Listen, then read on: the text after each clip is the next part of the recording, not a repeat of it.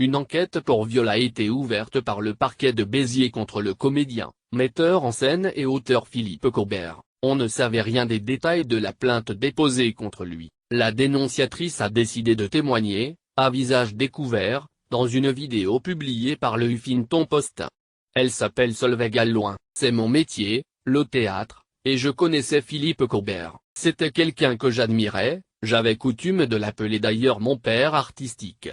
En 2010, Solveig Alloin assiste à une pièce, dans le hall du théâtre. Elle va saluer celui qu'elle admire. Je lui ai dit de façon un peu naïve, peut-être stupide, je ne me rends pas compte. En tout cas je me suis avancé vers lui et je lui ai dit, je vous aime. Je lui ai dit que je connaissais tout de lui.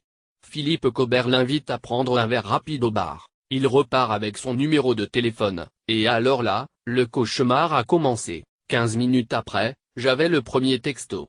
Plusieurs suivent cette même nuit, idem la nuit suivante avec des tas de questions. Je lui réponds sur le plan théâtral. Un dialogue m'intéressait avec lui mais d'un point de vue artistique. Viennent pourtant très vite les questions personnelles. Est-ce que tu as un petit ami? Est-ce qu'il te baise bien?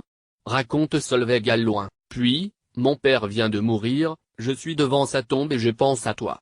Mon père vient de mourir, je suis devant sa tombe et je pense à toi. Solveig Alloin parle de la comédie du coup de foudre. Pour la dénonciatrice de Cobert, le piège est là. Elle entre dans un rapport où elle croit avoir le dessus. Il lui aurait proposé de la faire venir à Paris pour qu'ils se rencontrent, mais il aurait été très clair sur ses intentions, on se baisera. Il n'en est pas question pour la jeune femme, je rappelle qu'il a 60 ans, que c'est une figure paternelle pour moi. Pour autant, ce rendez-vous à Paris a eu lieu, on est allé prendre un verre. J'ai commencé à parler de choses artistiques, il avait l'air de s'ennuyer profondément. Moi j'étais très impressionné. Pour moi, j'étais face à un personnage. Et comme il avait l'air de s'ennuyer, je me suis dit que je devais être ennuyante, sick. Et, pour paraître dans le coup, en arrivant dans son appartement, je lui dis, « Ah, c'est là ta garçonnière. » Et il me regarde et il dit, « C'est pas ma garçonnière, c'est mon bésodrome. » C'est alors que les choses dérapent, il l'embrasse, lui demande de s'allonger, de se déshabiller. Elle accepte. Il lui écarte les cuisses pour voir. Tellement brutalement que Solveig Alloin se fait une déchirure. Il lui dit que son obsession est qu'il ne peut pas bander la première fois, alors il s'arrête et il reparle. J'ai vécu ça comme un animal coincé dans les spots d'une voiture.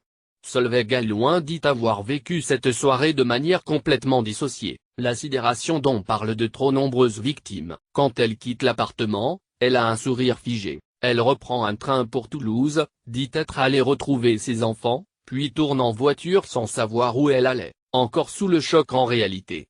Jeune femme sous emprise à peine rentrée, les textos reprennent de plus belle. La première fois étant passée, il allait enfin pouvoir bander et donc la baiser au prochain rendez-vous. Ce que raconte Solveig Alloin du contenu de ses messages fait froid dans le dos. En larmes, la jeune femme reconnaît qu'une partie d'elle recherchait de l'aide tandis qu'une autre était sous emprise. J'étais comme une toxicomane, c'est-à-dire que si ça ne sonnait plus, s'il n'appelait plus, j'étais en manque de quelque chose.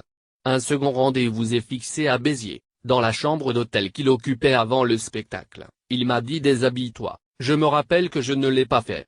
J'étais assise au bord du lit. Et donc il s'en est chargé. Monsieur bandait, il m'a frappé, il m'étranglait, j'ai disjoncté, je me suis vu par le haut, et là j'ai des blancs. Je me rappelle d'un parc, d'un café dans un train. Solveig Alloin trouve le courage de couper tout contact avec le metteur en scène. Elle lui envoie un dernier message pour lui dire qu'elle arrête. En retour, il la menace de commanditer son meurtre. Les conséquences sur sa vie professionnelle comme personnelle, elle est mère, rappelons-le, sont catastrophiques. Solveig Alloin dit avoir longtemps été inapte à quoi que ce soit en raison de sa peur avant de devenir une militante contre toutes les violences. Aujourd'hui, elle dit vouloir parler pour les centaines de victimes de Philippe Cobert car là où il y a de l'agonie, je la reconnais tout de suite. Parce que moi je suis en état d'agonie perpétuelle. Pour l'instant, aucune autre personne ne s'est manifestée mais Solveig Alloin encourage les victimes potentielles à le faire. Elles peuvent écrire à l'adresse suivante, victimescober@protonmail.com. Je veillerai à ce que leurs mots soient lus et entendus. Moi je suis dans l'agonie perpétuelle. Le Huffington Post, qui publie ce témoignage terrifiant, confirme que Solveig Alloin a bien cherché de l'aide après les faits en 2010, d'abord auprès du psychanalyste Charles Bouchou, spécialisé dans la prise en charge des victimes de pervers narcissiques. La jeune femme se serait également tournée vers la PIAF, une association qui vient en aide aux femmes victimes de violences, mais qui n'a pas souhaité s'exprimer. De son côté, Philippe Cobert a fermement nié les accusations de viol sur RTL. Au Huffington Post, il ajoute, en fouillant dans mes mailles, j'ai effectivement trouvé trace de cette relation en 2010, mais jamais il n'y a eu les violences qu'elle peut décrire. Il m'est arrivé d'avoir des relations assez rares, même si je ne suis pas du tout dans le trip SM, mais sûrement pas avec elle. C'est une relation non seulement consentie mais aussi désirée et que je qualifierais de fleur bleue. Je serais totalement incapable de commettre ces actes de violence dont elle m'accuse. Je serais même incapable d'avoir une érection dans ces conditions. Ce qui me fait bander, c'est la tendresse. Sa compagne et productrice Véronique Coquette estime que ces accusations sont insensées. Nous sommes un couple très libre et nous l'assumons. Mais jamais je ne partagerai la vie d'un violeur.